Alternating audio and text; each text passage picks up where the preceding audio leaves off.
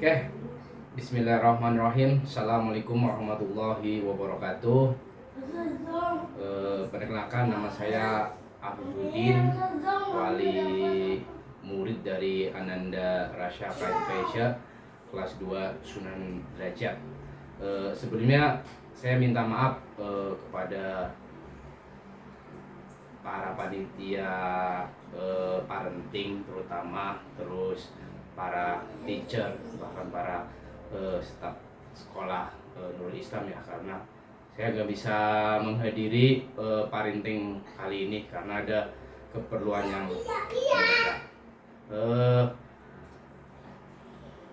Terkait tema parenting kali ini ya, yang sudah saya lihat di YouTube ya.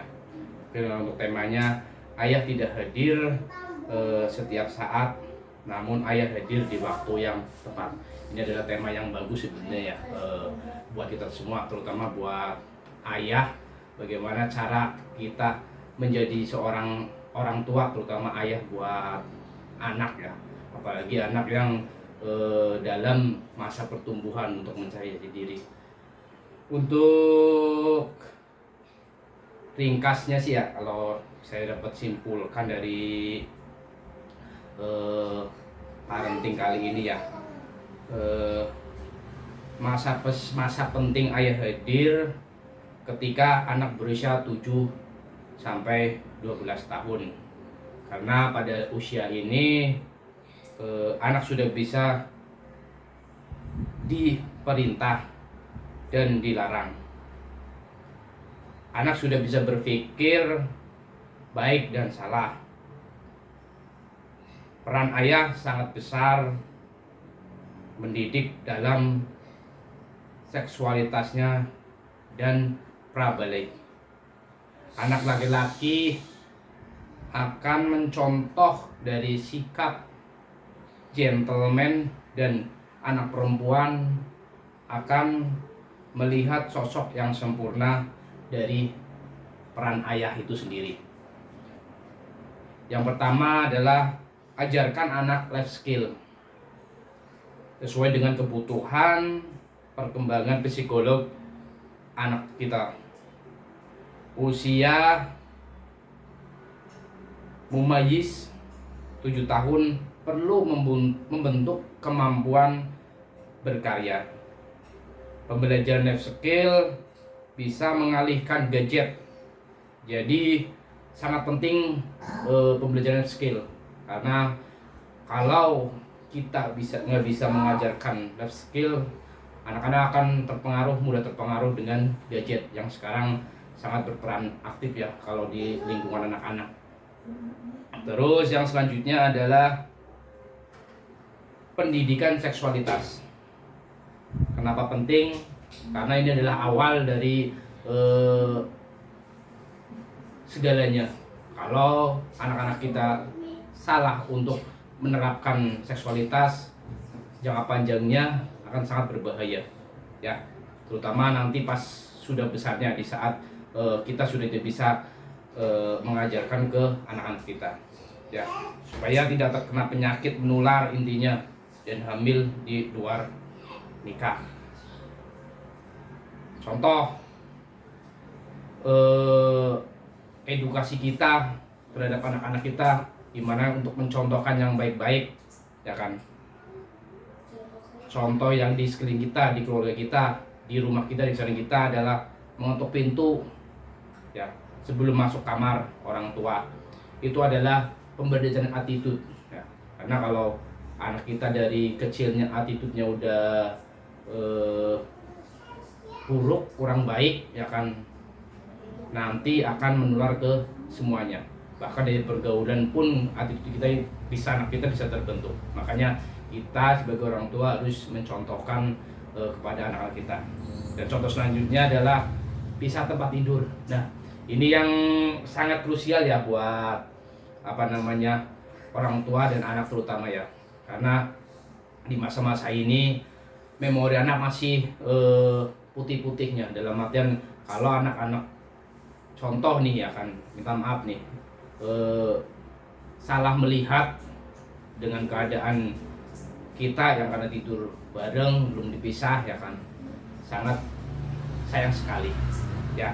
Yang ketiga, menjaga pandangan. Menjaga pandangan ini seperti apa sih ya, kita bisa mengarahkan anak-anak kita gimana sih, mana yang baik bisa harus pandang, mana yang tidak. Dan yang ketiga adalah hitan. Hitan itu memang wajib ya kalau secara hukum Islam. Dan ketiga dan selanjutnya adalah pendidikan aurat ya, dimana kita bisa mengajarkan teman-teman anak-anak kita menutup aurat yang benar sesuai ketentuan agama ya. Itu yang paling dasar dari masa ya kan mubayyiz anak-anak 7 tahun. Yang terakhir, membesarkan anak sesuai dengan jenis kelaminnya ya. Karena apa? Kalau kita salah membesarkan anak ya, nextnya bisa menjadi penyimpangan jenis kelamin yang harusnya dia menjadi cowok ya kan, pas besarnya dia menyimpang. Dan yang ketiga yang saya tangkap adalah persiapan puberitas anak ya. Ini adalah mengolah perubahan dalam aspek menuju dewasa. Selain persiapan tidak langsung ya, untuk ayah yang jarak jauh ya kan, bisa titipan anak kepada Allah ya. Percaya kita dalam artian menitipkan, kita berdoa kepada Allah Subhanahu wa taala ya, menitipkan anak kita kepada Allah Subhanahu wa taala, yaitu memaksimalkan komunikasi. Kalau kita sebagai ayah berarti jarak jauh nggak bisa bersama keluarga ya, karena setiap ayah itu ada kepentingan masing-masing. Kalau yang bekerja di jauh pasti kita hanya bisa berkomunikasi. Nah, itu bisa deh memaksimalkan komunikasi kita lewat telepon atau lewat video call untuk mengarahkan anak ya. Intinya kita tetap ikhtiar agar anak kita juga menjadi anak yang soleh ya. Yang selanjutnya, fokus mendidik ketika hadir ya. Nah ini nih, sangat jika ayah yang bekerja jauh nggak berbarengan dengan keluarga, sangat harus bisa memaksimalkan peran ayah di saat kita bersama, di saat kita bisa bareng sama keluarga anak. Kita harus memaksimalkan peran kita sebagai anak. Jadikan kita contoh yang baik ya. Harapnya seperti itu. Jangan sampai kita tidak bisa tiap hari tidak bareng, di saat kita bareng tidak bisa maksimal untuk pembelajarannya. Nah, yang terakhir adalah perbanyak quality time ya. Sebisa mungkin, sesibuk mungkin, walaupun kita sibuk, kita harus tetap bisa memberi waktu buat keluarga ya. Karena jangan sampai anak kita menjadi anak yang bahasa sekarang tuh broken home ya, karena gak ada contoh dari orang tua ya. Kita sebagaimanapun sibuknya apapun, kita harus bisa meluangkan waktu buat keluarga. Nah, itu aja mungkin ringkasan dari parenting kali ini ya yang bisa sampaikan. Saya akhiri, wabillahi taufiq wal hidayah. Wassalamualaikum warahmatullahi wabarakatuh.